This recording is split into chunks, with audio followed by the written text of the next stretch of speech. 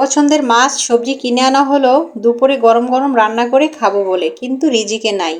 রিজিক জুটলো না আজকে আমাদের কপালে। আল্লাহ তাআলা রিজিকের মালিক, তিনি যখন যে খাবারটা আমাদের রিজিকে লিখবে না সেটা আমরা শত চেষ্টা করে সামনে গুছিয়ে রাখলেও কিন্তু আমরা সেটা খেতে পারবো না। এই কথাটা কেন বলেছি সেই প্রমাণ আজকে আমি হাড়ে হাড়ে টের পেয়েছি। সব কথাই আপনাদের সাথে শেয়ার করব। তার আগে আমার ছোট্ট অনুরোধ, আমার ভিডিওটি সম্পূর্ণ দেখবেন এবং ভালো লাগলে লাইক কমেন্ট শেয়ার করে পাশে থাকবেন। সকালে নাস্তা কমপ্লিট হওয়ার পর বড় ছেলেকে রেডি করে স্কুলে ছেড়ে দিয়ে আসলাম। আসার পথে বাজারে গেলাম টাটকা সবজি কেনার জন্য। তো সবজি কেনার সাথে সাথে আমি আমার পছন্দের 2 পদের মাছও কিনে ফেললাম এবং দ্রুত বাসায় চলে আসলাম। এসে আমি রেডি করে কাটাকাটি শুরু করে দিয়েছি যে দুপুরে ঝটপট গরম গরম রান্না করব আর খাবো। গ্যাস তো থাকে না, ইলেকট্রিক চুলাই সব রান্না বান্না শেষ করি। প্রায় আমি রাতে উঠে রান্না করে কিছুটা এগিয়ে রাখি পরের দিনের জন্য, কিন্তু গতকাল একদমই গ্যাস আসেনি। 2 দিন যাবৎ কোনো গ্যাস, ঢাকার বিভিন্ন জায়গায় চুলা একদমই জ্বলে না। তো যাদের সিলিন্ডার আছে তারা সিলিন্ডারে রান্না করে, আর যারা ইলেকট্রিক চুলায় রান্না করে, রাইস কুকারে রান্না করে। তো আমি রাইস কুকার ইলেকট্রিকের চুলায় বেশি রান্না করি।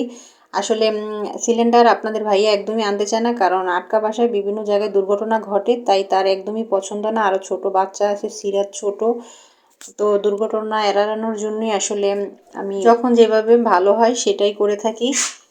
তো আমি মাছগুলো খুব সুন্দরভাবে কেটে নিচ্ছিলাম। আমার মাছ কাটতে খুব ভালো লাগে আর আমার খেতেও ভীষণ ভালো লাগে সব ধরনের মাছ। তো কারেন্ট সকালেই চলে গিয়েছে। আমি ভাবছি কারেন্ট আসবে আসবে আসবে বলে এখনও আসে না। হঠাৎ করে শুনলাম যে বিকাল 5টার আগে কারেন্ট আসবে না, এটা নাকি আগেই ঘোষণা দেওয়া হয়েছে, কিন্তু আমি জানি না। সবগুলো মাছ কেটে ধুয়ে পরিষ্কার করে ফ্রিজে রেখে দিয়েছি। এখন তো ক্ষুধা লেগে গেছে, তো ফল ছিল, ফল ধুয়ে নিয়েছি।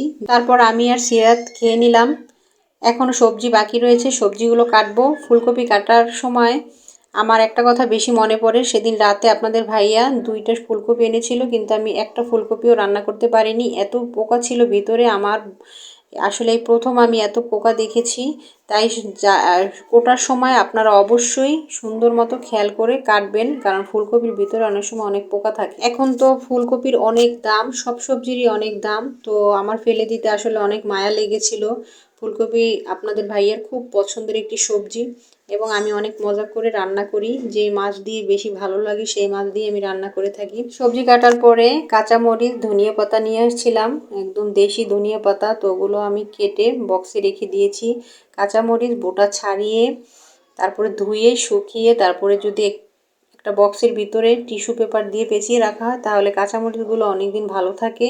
ধনিয়া পাতাও আমি ঠিক ওইভাবেই রাখি যত্ন করে, সহজে পেকেও যায় না আর নষ্ট হয় না। কেটে ধুয়ে বেছে সব কাজই প্রায় শেষের দিকে, কিন্তু মনে মনে বড় চিন্তা। বড় ছেলে স্কুল থেকে চলে আসবে, ছোট ছেলে খাওয়া দাওয়া করে ঘুমিয়ে যাবে। এখন আমি রান্না করতে না পারলে এদেরকে কি খাবার দিব?